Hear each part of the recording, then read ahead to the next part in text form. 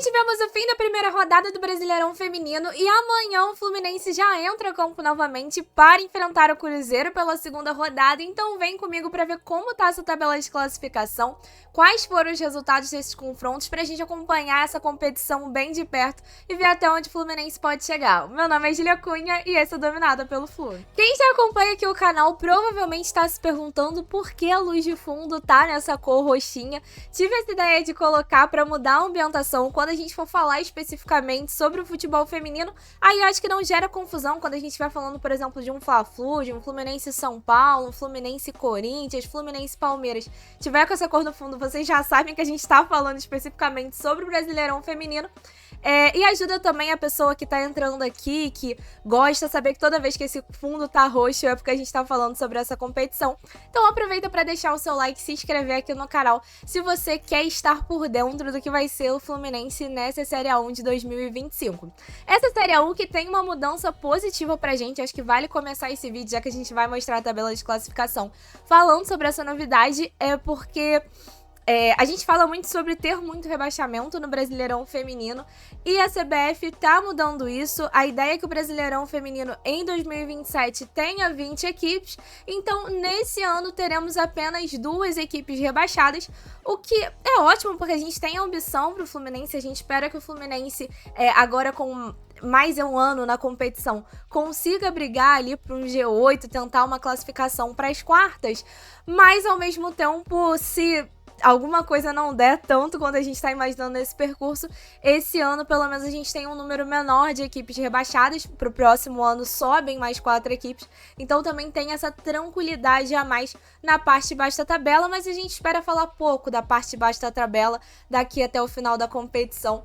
O Fluminense que estreou com vitória sobre a equipe do 3B, um jogo que foi bem difícil porque teve muita chuva, em determinado momento do jogo a parte da drenagem do estádio parou de dar conta, então foi um jogo bem pegado nesse sentido, um jogo que eu considerei um jogo disputado, acho que o Fluminense conseguiu chegar bem ali no ataque, mas acho que foi um jogo bem disputado e acabou que o Fluminense saiu com 1-0, marcado o gol pela Raquel no segundo tempo e saiu então com os 3 pontos já nessa primeira rodada contra uma equipe que eu considero que não vai ser parâmetro para a competição. É uma equipe que acabou de subir para a Elite, a gente sabe que a tendência das equipes que sobem para a Série A1 é justamente nesse primeiro ano brigar contra o rebaixamento. Acredito que essa possa ser a briga do 3B ao longo da competição. Eu até tava vendo alguns vídeos sobre, gosto de, toda vez que a gente fala sobre futebol feminino, gosto de acompanhar a Fran. E a Fran tava falando que a equipe que subiu e que talvez ele destoou e dá pra gente esperar um pouco a mais é a equipe do Bahia, que vocês vão ver que já começou inclusive com vitória, já dando ali talvez uma zebra nesse início de competição. Mas o Fluminense conseguiu aí importantes 3 pontos que deixou a gente nessa colocação na tabela depois da primeira rodada. Bem, tô aqui com a tabela da Série A1 do Brasileirão Feminino aberta no site da CBF. Como vocês podem ver, essa vitória nos colocou aqui após essa primeira rodada, na 6ª colocação. É claro que, né, é só depois da primeira rodada, mas seria ótimo se a gente conseguisse estar nessa colocação na última rodada da fase de grupos para poder se classificar para as quartas sem sombra de dúvidas, né? Mas aqui a gente vai acompanhar aqui esses resultados e dar um confere na tabela num todo, para vocês verem aqui os resultados. O primeiro jogo entre Juventude e América terminou empatado por 1-1. Essa aqui seria o que eu considero a primeira zebra.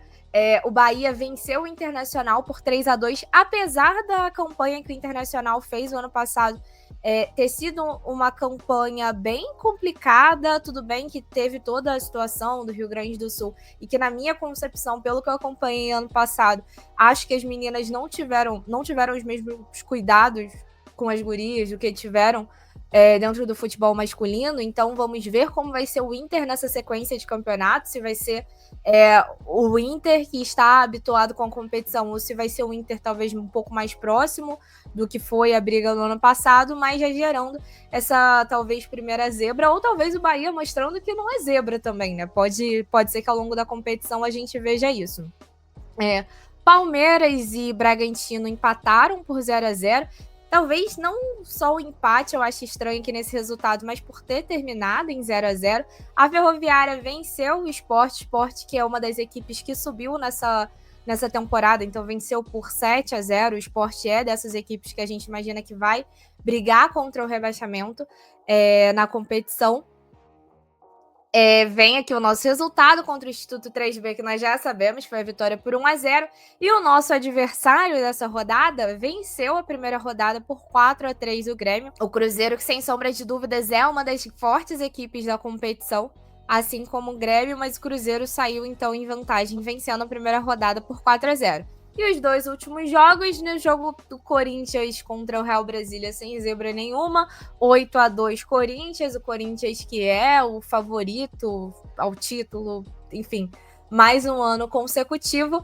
E nesse último jogo também não considero zebra, tá? Mas o São Paulo venceu o Flamengo por 1-0 no último jogo dessa primeira rodada. E aí agora, com esses resultados, a zona de classificação fica com a Ferroviária em primeiro lugar, Corinthians em segundo, Cruzeiro em terceiro, Bahia em quarto, São Paulo em quinto, nós aqui em sexto lugar, América Mineiro sétimo, Juventude oitavo, Palmeiras nono, Red Bull Bragantino em décimo, Grêmio em 11º, Internacional 12º, Flamengo em 13º, Instituto 3B aqui em 14º, Real Brasília 15º e Sport na lanterna da competição.